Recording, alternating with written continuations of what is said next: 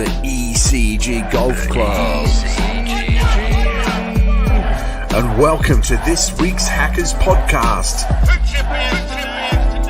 Every episode available on Spotify and YouTube. Now watch this drive. Oh, what a drive. Hey there, sports fans. It's Zook and the Ashman. It's the ECG Hackers podcast. It's episode 17. It's Thursday night here in Australia. I'm feeling good, and my good friend, Brother Zook, is with me. How are you, man? Mate, I'm pumped. Always good when we have these intimate two balls, just the two of us talking golf. So we haven't done one of these two balls in a little while, so looking forward to it. Plenty to discuss as always. Mate. Some of it exciting, some of it not so exciting, but all the same, an interesting conversation will be had. Yeah, cool, man, cool. Anyone listening to us on Spotify, YouTube, or even we're going live on Instagram right now, please feel free to comment on Instagram and we'll give you a shout out. This is ECG. Everybody can golf.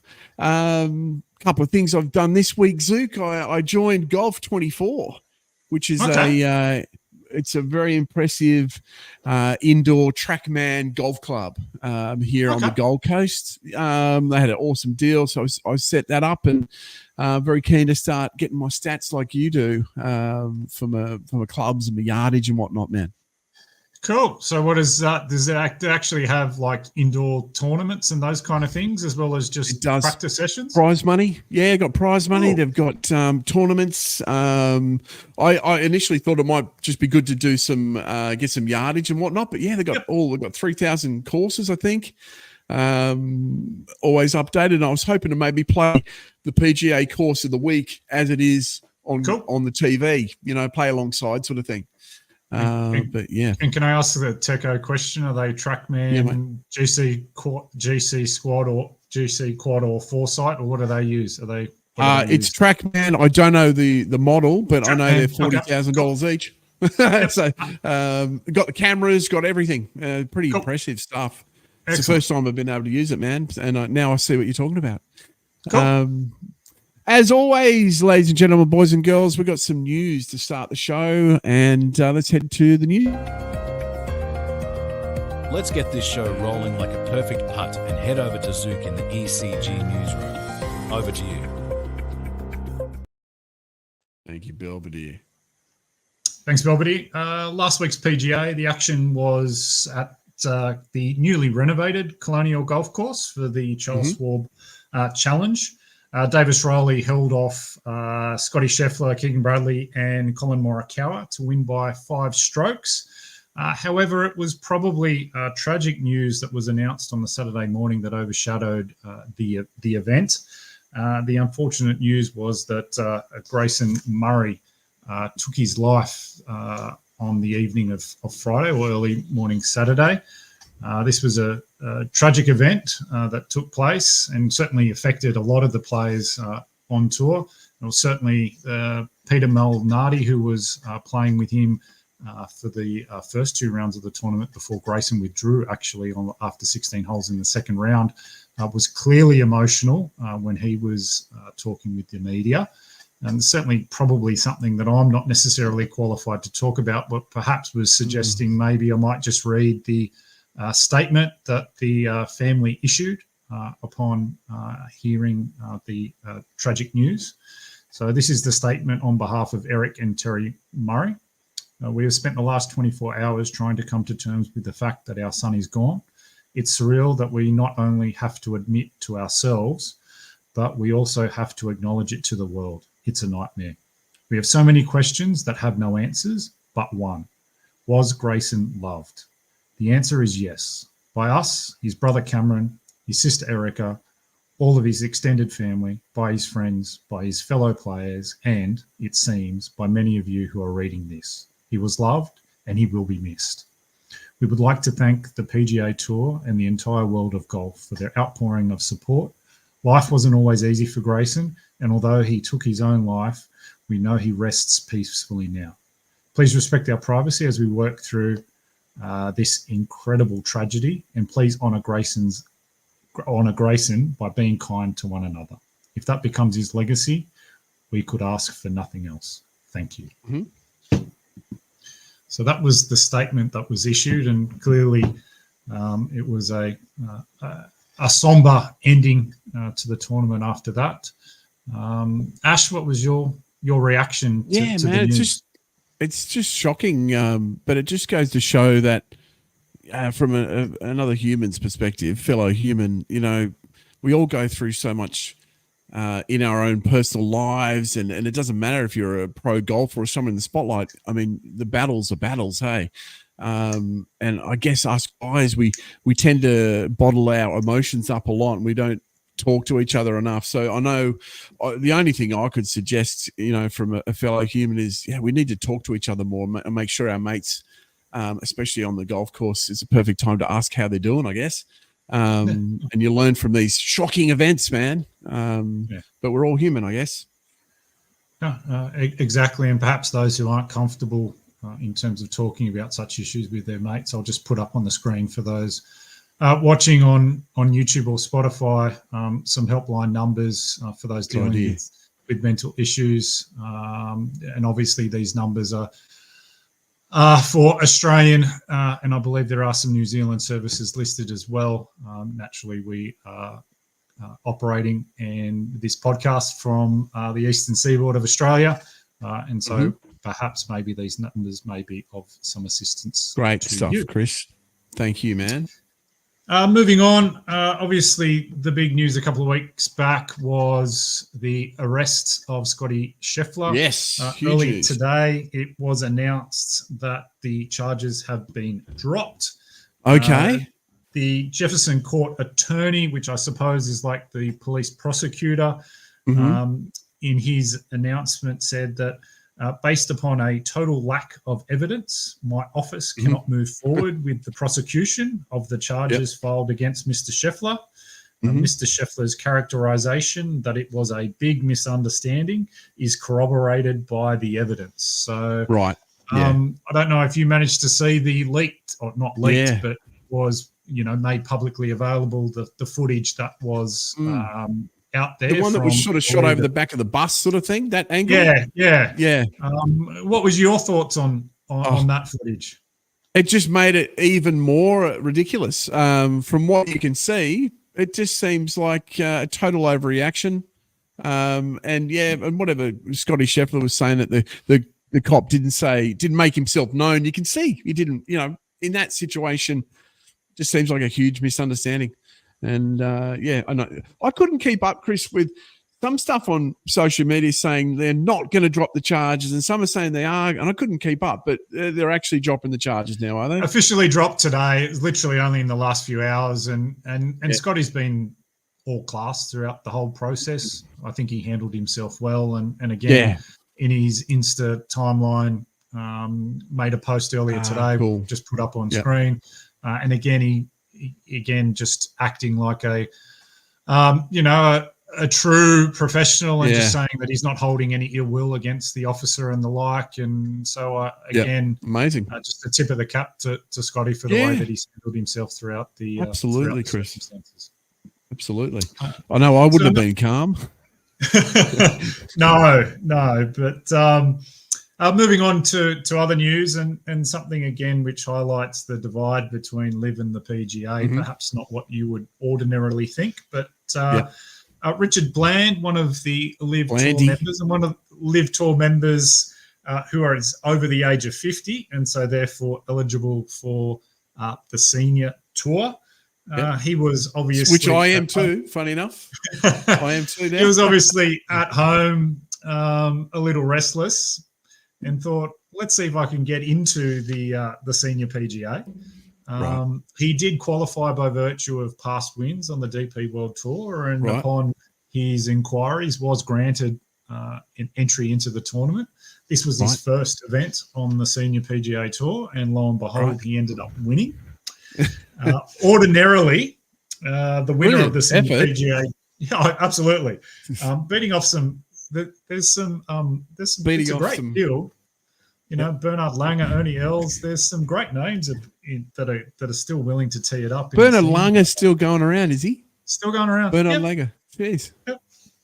But typically, the winner of the Senior PGA Championship will essentially get a 1-year exemption on the PGA Tour Champions circuit.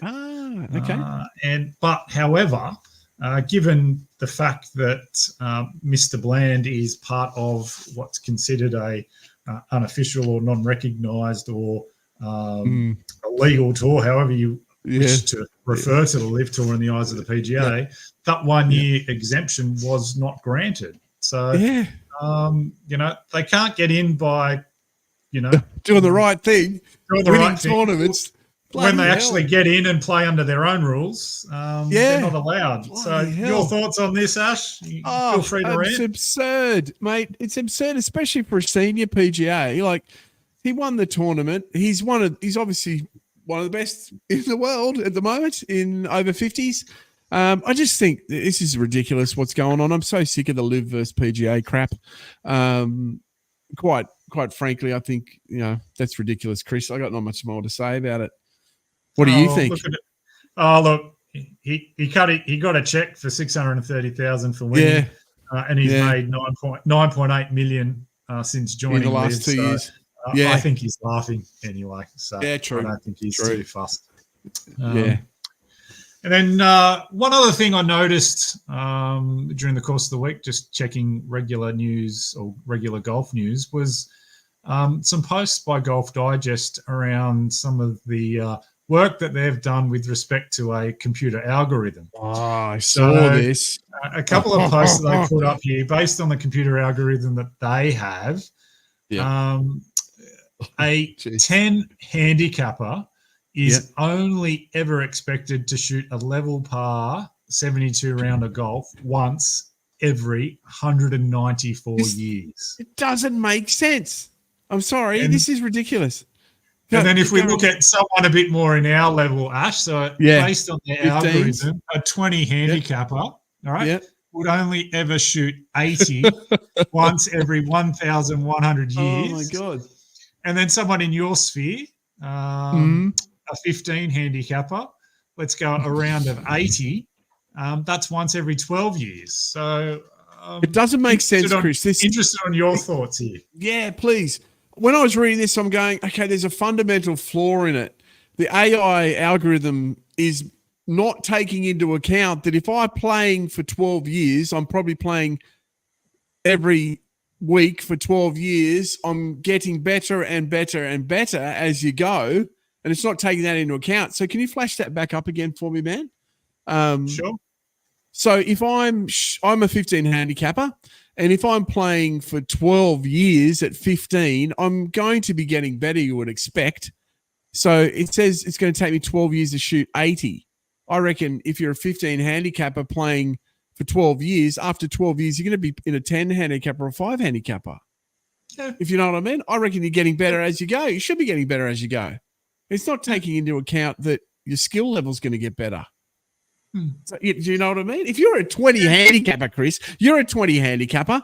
If you're playing for 1,100 years, you'd be a pro in 20. You'd be shooting 5 in 20. You would expect. Oh, that's absurd. I don't understand. Yeah, I think it's trying to put a bit of a ring fence around what the skill level is at the time. It's probably, like you said, not taking account that gradual improvement. But there were some interesting numbers there. Like a 10 handicap is only going to ever shoot 80 twice a year. I thought that was interesting. And then in terms of someone off scratch, based on the algorithm, they're only going to shoot 2 under par twice a year. So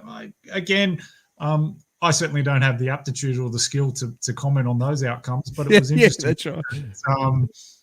The frequency was such so that clearly perhaps we're all maybe being a bit too hard on ourselves when we don't necessarily post the score that we are hoping for. Yeah, I was talking to Tim from Discount Golf Balls when we were playing around a golf a couple of weeks ago, and there was I think at my current state of play, I try and break 90. It's all about 90. Trying to break 90. And the last time I played, I did, and I shot like 95 or 96 or something. But then there was some stat we were reading that only a very small percentage of people actually break 90. It was like less than 7% or 10% of players ever break 90. So to do that, you're actually playing pretty bloody good, apparently. Yeah, I would believe That that. shouldn't be too harsh. Yeah. Yeah. And I guess just finally, probably just a bit of a public service announcement and just a reminder that the Women's US Open is on this weekend. Obviously, Nelly Corder looking to extend her hot streak, but also, I guess, a bit of a Aussie watch. The Australian females have been playing really, really well. A lot of top 10 finishes. So it wouldn't surprise me if there's an Aussie in contention here. Okay. Obviously, who do you think? Anyone in particular? Yeah. Oh, look, Gabby Ruffles has been on a bit of a hot streak, and Hannah Green, the world current number 5, has been playing really, really, really well and was unlucky not to gain a win against Nelly the other week. And also Minjee Lee had a bit of a return to form with a top 10 finish last week as well. So I think the Aussies are in good stead. I'll certainly be watching and hoping that one of them will be able to challenge Queen Nelly in this event. Yeah. So yeah, that's really all I had. Ash, is there anything else you wanted to? Oh, to yeah, I did. You know, I was thinking today, and my wife actually asked because she came to Golf 24 with me, and she was asking about Min Woo Lee, and this is my wife who doesn't know a lot about golf, but it made me think: is Min Woo Lee Australia's best golfer at the moment? I reckon he is. I reckon he's our number one golfer. He's on the cover of the Australian Golf Digest. He's playing in the PGA, so he's got a higher profile, I would say, than Cam Smith at the moment. He's playing amazing golf. He hits the ball so long. The commentators love him. I actually think I'm going to go out and say he's probably our biggest profile golfer at the moment, and I'm really enjoying it. And what do you think? Thoughts on that statement from Ashman? I'm If trying to think of who would you think? That's the thing. I'm trying to think of a counter argument, and there's really probably only one, and that's probably, there's probably two. It's Jason Day or it's Cam Smith, and they're the other two in the conversation. I would say Day has probably had better results of late, but results don't necessarily equal profile. Cam Smith probably had the biggest profile event being the Live Adelaide, and the way that the Rippers challenged and won the team event. That was clearly the biggest golfing audience that and I guess if we're talking Australia, the Australian golf fraternity's probably lifted him up higher, maybe, but global, I would say Min Woo Lee or Jason Day would be bigger than Cam Smith at the moment. Profile wise, I can see comment? Some validity in the argument. I can't knock you down too far on that one. So, awesome. I think Jason Day with the Malbon Golf's done amazing things for his career too. The fashion statements he's making, it's all over the magazines. Like you look at the letters to the editor and everything in the golf magazines, they're all talking about Jason Day's pants. The baggy pants he's wearing. So I think he's done brilliant. Malbon and Jason Day, awesome bit of marketing as far as I'm concerned. Totally. Hopefully we're talking more about his game sooner rather than later. That's true. Thank you very much, Chris, for the news desk. Back after this little Big brand golf balls up to 70% cheaper than retail. We're one of Australia's largest sellers of second-hand golf balls, so you save big time. Discountgolfballs.com.au. Never pay full price again. Welcome back, sports fans. It's Zook and the Ashman on the ECG Hackers podcast, coming to you from Australia. I'm in Queensland. Zook's down there in Sydney, Australia. We love our golf, don't we, Zook? Love our golf. We do. Hopefully it loves us back every so often. Yeah, I think sometimes it does. A new little segment we started a few weeks ago, Obsessions, where we get to talk about something we're obsessed about in the world of golf. Last week I talked about ball markers and stymies. I'm hoping whoever heard me talk about stymie had to think about that this week. I did actually upon reflection. I have heard that word used before, where you kind of stymie someone's plan. So I think it's something that has transitioned from golf into the broader vocabulary, but it's probably an older world, an older word that doesn't get used Yeah. very often in the modern vernacular. 1800s sort of thing. Yeah, Yeah. absolutely. I believe we're going to delve into your golf bag. I believe so. Belvedere, run this.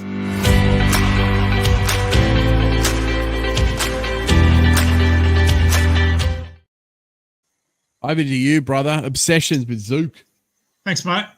I guess clearly one of the obsessions all golfers have is their own clubs, and it's one of those things that you can probably tell a lot about someone by their clubs. I don't know what my clubs say about me. I have some suspicions. Let's do it. Let's do it. So I'll bring it up on the screen and I'll talk through it quickly, and then we might break it down club by club, Ash. And I think we'll love it. All right, let's do it. Can't wait. Can't wait. It's just like looking inside your mind. This is currently what's in the bag and what I'm looking to game this weekend. Generally, I don't play a full bag. I generally play half a bag, but I kept getting bugged by Jake, friend of the show, to bring my full suite of clubs. So this week I will. But anyway, starting at the top, playing a Mizuno MP 650 driver. It's not adjustable. It's bounded. It's bonded at the hosel, 10.5 degree. It's probably about what 10, year is that old, one? Is 10, that like 12-year-old club? So it's probably about 2010, something like that. 2010, wow, 2011. That is fantastic, Zook. Very, very similar to my ERC Fusion driver I use too. So I'm liking that, man. Very good. I don't carry a fairway wood. I have a driving iron, which is a Mizuno Fly High 2 iron, which I think is 16.5 degrees. Where is that in the bag there in that picture, Chris? Which one is right that? in the middle. It's a black club, so it doesn't show up against my black. I see it. Yep, next to your driver. Bag. But you call it a utility iron. I only use it off the tee. It's certainly not off the deck. Yep. Then I have a blended set of irons, some modern and some vintage, I suppose is what you would say.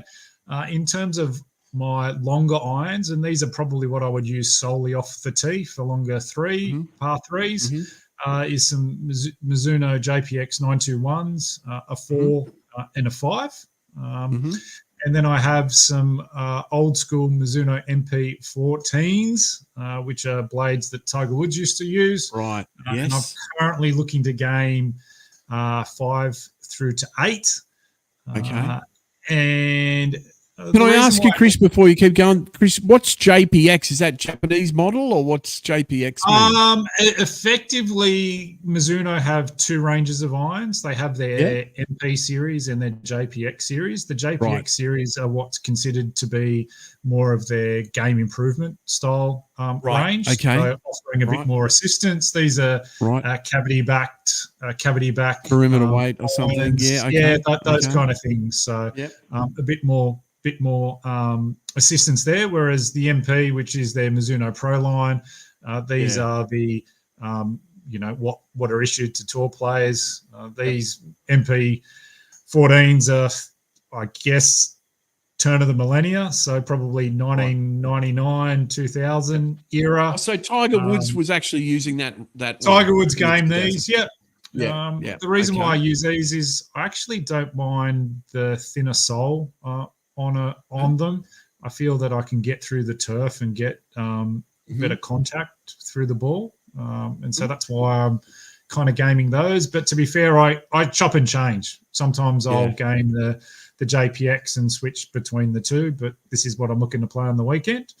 A suite of wedges, 46, 50, 54, and 58. I might replace the 46 with a 9 iron. It just depends how I'm feeling. Do the Mizuno, are they called a sand wedge or are they degrees?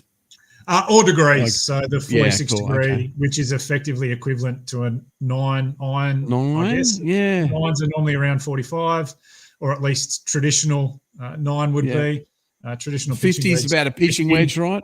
Yeah. And then you've got 54 sand. 54 approach wedge. Okay. Sand, and then 58 is probably my lob.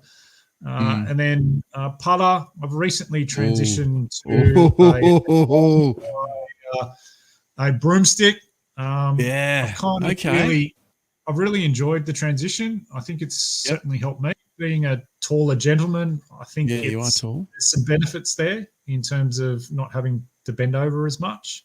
And one of the things that sold me on it is really generally in life, precision movements take place or are undertaken by just one hand. So if you think if you're cutting something, a scalpel or with a scalpel or throwing a dart, it's all one-handed. And so the bit of the long putter or the broomstick is effectively the putting motion is undertaken by one hand, being your right hand. Yeah, right. Your left hand is really just on top like of anchoring it, is it? Yeah, anchoring. Yeah. Well, not that you can anchor it against your body anymore, but of course, holding it in place.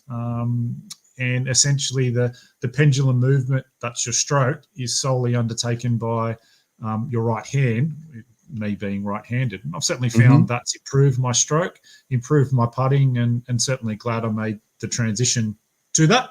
Awesome. Okay. And then in terms of ball, kind of switching between the two, my RB 556 and the Bridgestone Tour B RX. The Bridgestone ball's a bit harder, so occasionally I might use that off the tee for where I'm using my driver.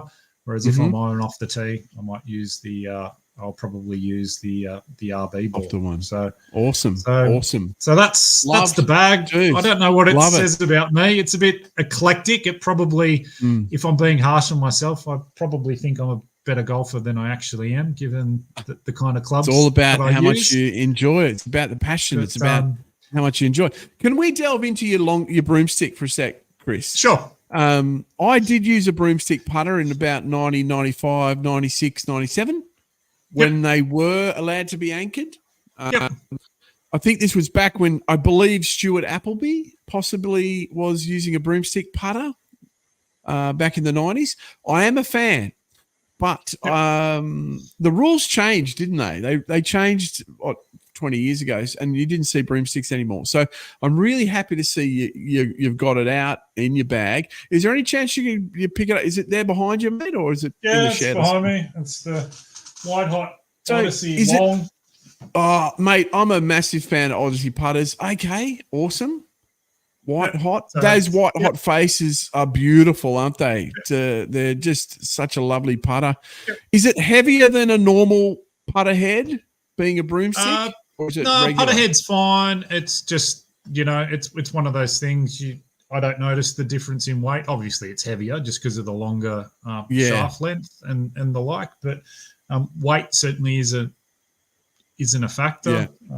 Certainly, like I said, it's one of those things. Once you get used to it, you get used to it. In terms of the face, the shaft joins in the middle. There's no bend, bend and the like. I've got an Odyssey with a bend in mine. Yeah. So in terms of that, whatever the plumbers, whatever they call that, plumb bobbing. Yeah. Oh no. But I've found the transition to be useful for me, and I would recommend giving it a go, just to see if it is something that can benefit your game. Yep.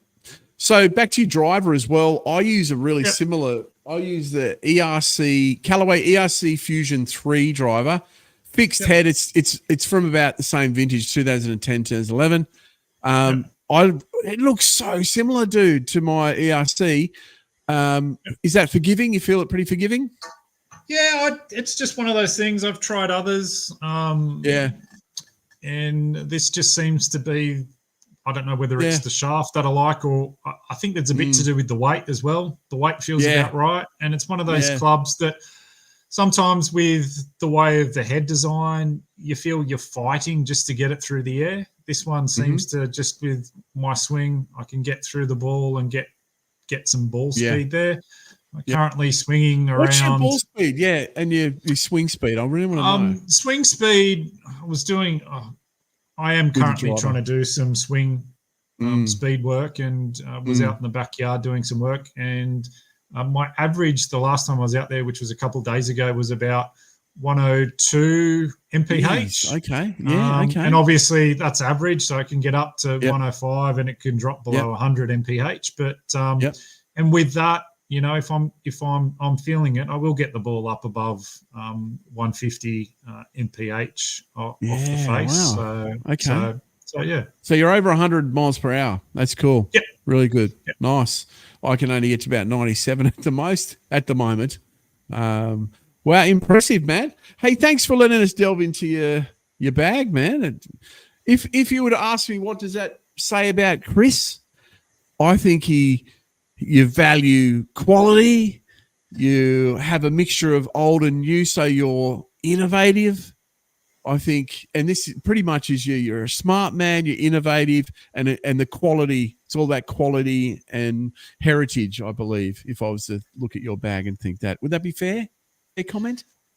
They're generous comments. And no, thank you. Yeah, no, I'll certainly look. I'm always looking for, the right tool for myself, and I'd like to think that they are quality clubs, and hopefully I can get the job done. Nothing like hitting the course with your favourite tools. Absolutely. Thank you. After the break, we're going to have Ripped or Yipped. Big brand golf balls up to 70% cheaper than retail. We're one of Australia's largest sellers of second-hand golf balls, so you save big time. Discountgolfballs.com.au. Hey fellas, Belvedere here again. It's time to go around the table with Ripped or Yipped. Let's see what side of the argument the boys are on. Ripped or Yipped. Back to you, Ash. Thank you, Belvedere. You're watching the ECG Hackers podcast. You might be on Spotify or YouTube. You could be on Instagram. I just want to take a moment to say thank you to anyone who watches us. Our subscribers are slowly getting up there. Please like and subscribe this on YouTube and help us build this channel. We've got a couple watching live, which is nice. So we do. Shout out to you guys. Please subscribe and help us build this. We do it every week. We love golf. We do it for the passion of it all, basically. Each week we try and do 2 segments each week, or 3. The news with Zook. Then we do Ripped or Yipped and Who's in Your 4-ball. So this week we're going to do Ripped or Yipped now. It's just the 2 of us. It's intimates. I've got about 9. It's not around the table. It's across the table. Not around the table. It's across the table. It's looking you in the eyes, brother. Ripped or Yipped. Alignment sticks in your golf bag. Ripped or Yipped. I'm a Yipped. Guys rock up to the course. They've got alignment sticks everywhere. Yeah, I'm a Yipped. I've never used them, and it's probably one of those things I probably should. My golf buddy Jake always gives me a hard time about where I'm pointing and where I'm directing my shot, where I'm aiming. So there's probably something I could learn from using them, but at present I don't have them, so it's Yipped. Yep. I'm gonna go, mate. Just use like I always do. Just use your 7-iron on the deck while you're practicing. Use that shaft. I'm gonna go Yipped. I can't stand it when they're playing golf on the course and they've got their alignment sticks in their bag. I think that's Yipped, but that's just me. This is a great one. We just came out delving into your golf bag. Using vintage clubs in your bags. Using vintage clubs. Ripped or Yipped. Oh, well, that's 100% Yipped from me. I enjoy ripped. Oh, Ripped. Sorry. Wow. I'm all over the place. What mental space am I in? 100% Ripped. I enjoy playing, those vintage clubs. Obviously, I've got delusions of grandeur every time I tee up, thinking I'm Tiger Woods playing with some MP14s. But that being said, it's one of those things. A blade's a blade. Honestly, I don't know what technological improvements are out there. And honestly, if you trawl eBay, you can find yourself some good deals if you're willing to play some clubs that are a few years old. 100%. Big brands, top manufacturers, quality manufacturing. If you don't have the latest and greatest, you're still playing with a quality piece of kit. So absolutely couldn't agree with you more, man. There's so many things. You and I, Chris, that's probably why we're mates and we run this bloody podcast, because there's some things we have in common. I couldn't agree with you more. I'm going to go Ripped. Using vintage clubs. Like if you think I rock these Callaway wedges from 20 years old. These are forged. The technology, anything technology from 2002 onwards, as far as I'm concerned, is top notch. I mean, there's been very little real improvement in irons in the last 25 years, really. A lot in woods and drivers. Yeah, that would be my caveat. That's where I would say, yes, you probably need to be a bit more modern in that part of your bag. But when it comes to irons, I think you can probably get away with some vintage stuff. Yeah, obviously, balls, different story. But when it comes to irons, 100% I'm with you on this. Absolutely. And I love getting these out. They've got so much character. What vintage is that? What vintage is that? These are from 2006. I think the ones with the circle around the number are a little bit newer. Got ones without the circle. I think they're the late 90s. All right, so they're about 15 to 20 years old. Very cool. 15, 20 years old. Yeah. My driver's almost 20 years old as well. Love it. That's great. And I'm gonna do a bag soon as well. In an upcoming episode. All right, indoor TrackMan golf clubs and tournaments, ripped or yipped. Indoor TrackMan organised tournaments, ripped or yipped. For me personally, yipped. I can see their place. For me, part of playing golf is actually getting out and enjoying the outdoors. So naturally, I would prefer to be outdoors on course, and hence my response. But certainly, we're blessed in Australia where we can play golf all year round. Granted, not as much sunshine, but it is possible during the winter months. But there are those around the world where it is not possible, and there is purely a golf season.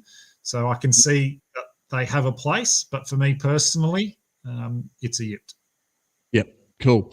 I'm going to go. I just recently joined Golf 24. So TrackMan based tournaments and practice range. I'm going to say ripped. I'm really excited by it. I love being outside. Don't get me wrong. It's all about being outside. But I'm going to be able to go 24 hours a day. I can get up Sunday morning before the kids wake up and play a round of golf, and then still have the whole day. So, and it's not going to cost me $100. It's going to cost me $35. So for that matter, I think it's going to be good just to keep the swing going, man, until I play a tournament or so. I'm playing a tournament in a couple of weeks, actually. So I've got to get my stats up. Awesome. So listening to music while I'm practicing helps me concentrate. Ripped or yipped? 100% ripped, particularly in a loud environment such as a driving range, particularly with a lot of people around, people doing their own thing, some people talking, some people, talking to themselves. I certainly whack in the earbuds and get in my own zone and try and focus on my own game and tune out from the rest of the world while I'm there. So that's a rip for me. Yeah, so I got the AirPods out. I'm going to go ripped as well. I don't listen to music when I play, but I definitely listen to music when I'm swinging. Golf at the range is like a meditation for me. Yep. It's the time you can just be alone with your skills and try and better yourself as a human.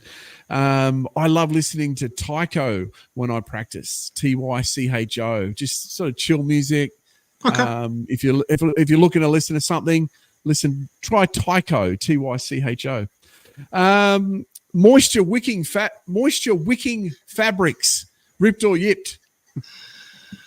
Look, the whole swamp ass dilemma is probably something that gets a little overdue attention here on the ECG. And it does. I guess you brought this up just because of some of the recent releases from Lululemon, particularly their so-called Show Zero material. Which won't show sweat. Unfortunately, it's only restricted to polos, so it might be able to hide the man boob sweat, but they still haven't been able to solve the swamp ass problem. Downstairs, it's not happening downstairs. But look, I'm all for performance materials. Clearly wearing some now, so ripped. Yeah, ripped. I'm ripped as well. I'm wearing a Callaway one now. Amazing stuff. Where were we without it? We're wearing cotton chinos. Yeah, and horrible. Horrible. And just when you wear those cotton chinos, it just gets so hot down there, man. It's awful. Ankle socks are copping a hiding at the moment now. I think where the next generation of youngsters are smashing us for wearing ankle socks. So ankle socks with golf shoes, ripped or yipped. Don't worry about what the trends are saying, but Do you wear ankle socks with golf shoes, ripped or yipped? Oh, look, one of my other passions is running. And so socks are a big focus as much as shoes.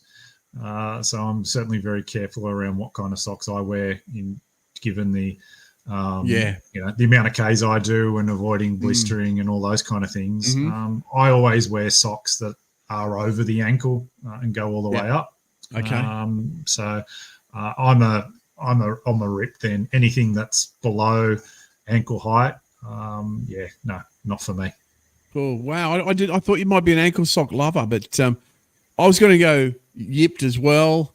I feel like when I'm wearing golf shoes and ankle socks, it's a bit too like feminine or something. I don't know, showing my ankles while I'm playing. But I do love compression socks. And I've got a terrible feet and Achilles, so I wear them like as high as I can, man. Perfect. I would support that 100%. Nice. Now, foam golf balls, those little coloured foam golf balls. I tried to get a picture of one, but I couldn't find one. Ripped or yipped foam golf balls for the practice, that is. Currently yipped, but looking to explore. I think I might look to get some. It's one of those things. I think there's probably some value in just getting tempo, particularly around your flop shots and some chipping. I think there's some value there. Beyond that, I don't really see it. But yeah, I don't own any.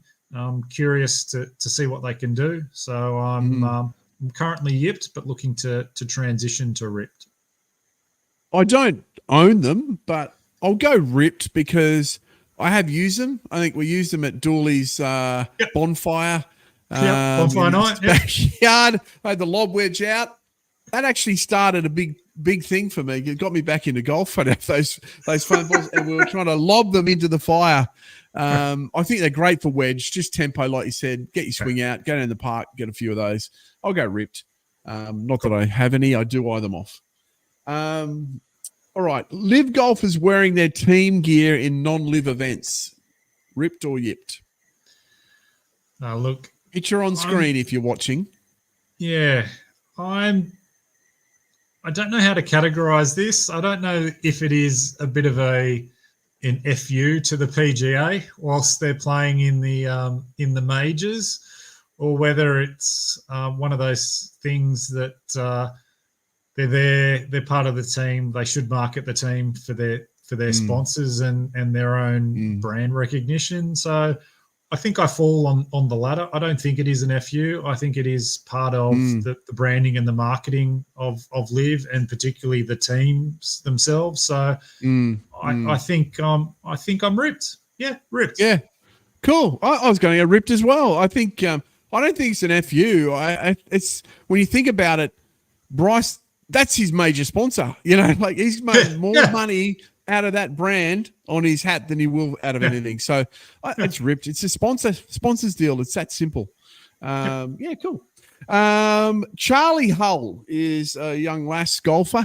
Charlie Hull was seen smoking a cigarette while signing autographs yesterday at the US, I think it's the US Open. Picture on screen if you're watching live or on the replay on the left there. So ripped or yipped, Charlie Hull smoking the ciggy? I'm going to go yipped. We're in a professional environment here. This is a major on the LPGA tour. One of the top tier events. She's a professional. I don't know that it's necessarily the right look for the tour, let alone her sponsors. And we were just talking about branding before with Bryson. I'd probably be disappointed if I was one of her sponsors. Yep. And it's certainly not the image. Can you bring that picture up? I'll bring it up. Sorry. Yeah, I'll bring it up. Mate, I couldn't agree with you more. I'm an ex-smoker. I smoke cigars on the golf course. But most golf courses won't even let you smoke on them in Australia. So, and this is the big stage, the US Open. We've got this young lady setting a pretty bad example. I don't want to sound too conservative, but I think tailor-made. I think that sponsorship will be definitely not happy with what they've done there. So I don't know. It doesn't look good. And I'm surprised the PGA even lets you smoke, to be honest with you. I would have thought they would have outlawed it, but I don't know. Yeah, Maybe no, I'm it just certainly saying as really as the image there, it certainly is harkening back to images of John Daly and his cigarettes, cans of Coke, and Snickers bars. And the like. There's a But, great there is a great bit of footage. I don't know what his name. It's the caddy for Tiger Woods in about 1998. He had a big walrus looking dude, big beard. Oh, he used Fluff. to smoke, and and he was holding the cigarette up to see which way the smoke was going in Augusta. to judge the wind. It's an unfair advantage. Yeah, it is. Bloody is. Cool. Last one. This one comes from Jace Club Lock. He's still overseas, mate. He's still carving it up. I believe. Still carving up. I think he's in Portugal. I can see him live on Instagram. He's watching us right now. He sent us this and he said, put this in ripped or yipped. Playing mini golf by yourself in Portugal, ripped or yipped? Oh, look, I'm going to have to go yipped. He's in Portugal, Costa do Sol. Surely there's better things to do than playing putt-putt by himself. And knowing Jace, surely he could keep himself occupied with other things. That's right. But as a golf fan, a tip of the cap. Well done. This course looks actually pretty good as far as the mini golf goes. But it looks pretty solid. But he at least he's outdoors. I give him props for that. Right, and he's got.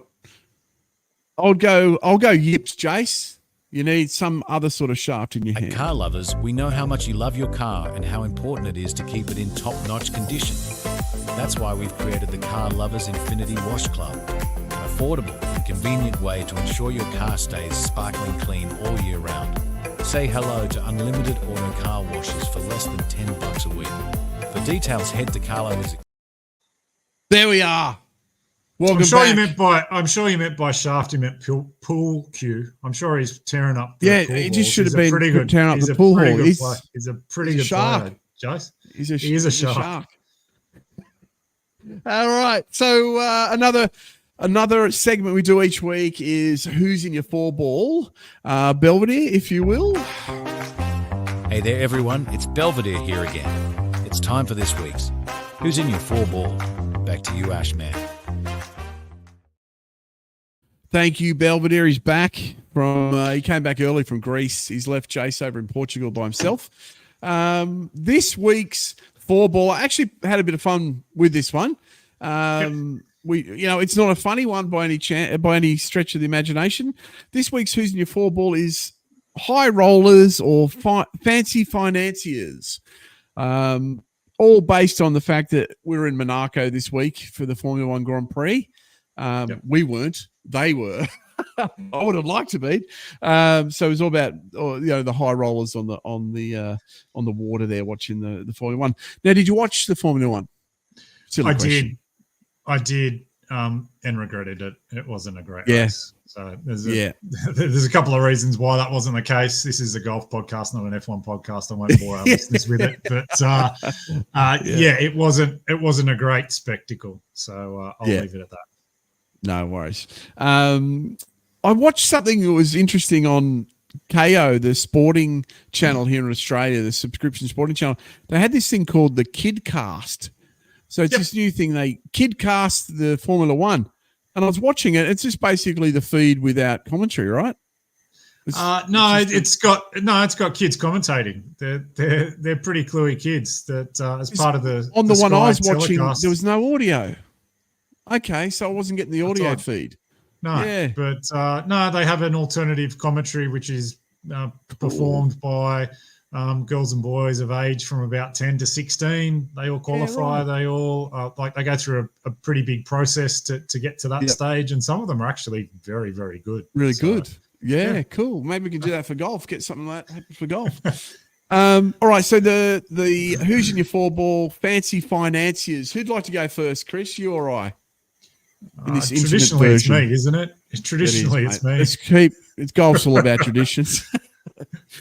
I went a slightly different tact here because of Monaco. You think tax-free, whereas I thought Monaco's tax dodging. So I filled a team full of tax dodgers. So that's basically what I had. So a bit of an eclectic mix. Certainly not going to do well on the golf course, but it was just made for some interesting reading, and so I've picked them up in my squad. So my team captain is the country music icon Willie Nelson. Oh, now, okay. At one point, he owed the IRS $16.7 million in taxes, interest, and penalties, but was able to cut a deal and reduce the debt to around $6 million. But in order to be able to pay that debt, he released an album titled "The IRS Tapes." Who will buy my memories? Really? And the proceeds from that was able to help him alleviate himself of that debt. So hopefully that kind of creativity might be able to translate on the course, but I'm not too sure. Yeah. Very good. Also in my team, there's a long list of baseballers who have failed to pay taxes, but one I did pick up, who was one of my favorite baseball players when I was young, and we won't mention the '86 World Series, is Darryl Strawberry. Now he had a silky smooth swing and was very athletic around the field. So I'd like to think that swing and athleticism would translate onto the golf course. And so he failed to report around $500,000 worth of income, which doesn't seem much, but we are talking 1986 to 1990. Yeah. 86. Okay. Yeah, 86 to 1990. And he pled guilty to the tax evasion and was sentenced to 3 months in prison and 3 months in house arrest. So, I guess that $500,000 in 86 is probably worth about like a $5 million now, I guess. Probably. Yeah. And the last one, I don't know if you remember the winner of the original Survivor, Richard Hatch. Yes, the guy I do. Was famous for appearing naked wherever he had the opportunity around there. Well, he failed to report over $1 million in earnings from 2000 to 2001, and this was largely due to his earnings whilst on the show and after. He was sentenced to 51 months in prison in May 2006, then was transitioned to some supervised day release in October 2009. I thought you were going to say he transitioned. No, he must have liked jail because he ended up back in there for another 9 months. I think it was 2011 because he failed to refile amended tax returns upon his release. So I don't know why but anyway, so that's my team. I don't think we're going to tear up the course, but some interesting tax evaders in the lineup. So over to you. It. Very good. This would have been right up your alley. Not that you're a tax evader. I've just been you're the money man. You're the numbers guy. I've come up. I had a lot of fun with this actually. Cool. So my team captain, he was a one-time owner of all the Mirage resorts here in Australia. So there's Port Douglas. He pretty much put Port Douglas on the map in Australia. Yep. Port Douglas is a lovely spot up near Cairns. I think I know where you're going here. I'm loving it. Good choice. Nice. Keep going. One-time owner of the Mirage Resorts. In 1989, he attempted to buy the MGM studios. That deal fell through. One thing led to another. His empire began to crumble. He spent the last of his years in exile in Mallorca, Spain, until he passed in 2001. My team captain is Christopher Skase. Now, there's rumors that his love child is actually John Rahm. He was in he was in Spain at the same time as John Rahm was born. I don't know. I was trying to draw some sort of ridiculous parallel. But no, that's a good pick. You'll have plenty of courses to play on. Yes, yes, that's right. Actually, my picks definitely do run along with what I play. My second guy, he's like the anchor. Passed away in 2015. Australian businessman, noted for his very high profile and often corrupt business dealings. Okay. These included his central role in the Western Australia Incorporated scandal of the 1980s. He is one of the biggest corporate collapses in Australian history and his criminal conviction saw him serve 4 years in prison. He pretty much bankrolled the 1983 America's Cup Australian entrance into the America's Cup when we beat the Americans after they'd had it for 132 years. He also founded a university which is literally 2 kilometres from where I live right now, Bond University in the Gold Coast. Ladies and gentlemen, the anchor of my team is Alan Bond. Bringing up It'd be interesting having those two on the team because they were effectively financial enemies, so to speak. There was a lot of competition between the two of them at the time in terms of who had the greater financial prowess and who had the bigger empire and all those kind of things. So that's interesting. And the giddy heights of the late 80s. Oh, it was crazy. Like one of the craziest business deals was Bond buying Channel 9, and he bought it for like $1 billion and ended up selling it back to Packer for $100 million, and it's just ridiculous. So it's crazy. Must have been crazy times. Crazy times. Crazy times. What's going on. Bringing up the rear is current gentleman still with us, this Aussie businessman, former politician. He deals with a lot of mining, iron ore, nickel, coal.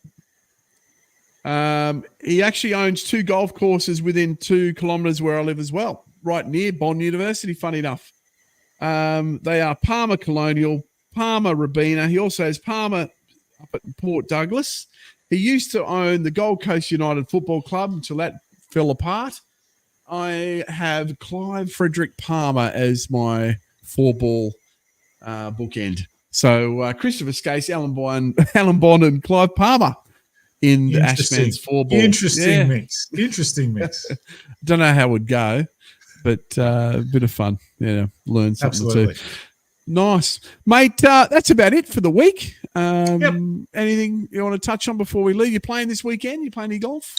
Yeah, no, hitting North Turramurra again on the weekend with Jake. Hopefully my game picks up. I'm actually a bit afraid. I don't know whether I'm going to how I'm going to play. It's one of those things. Is this from good Chris or bad Chris?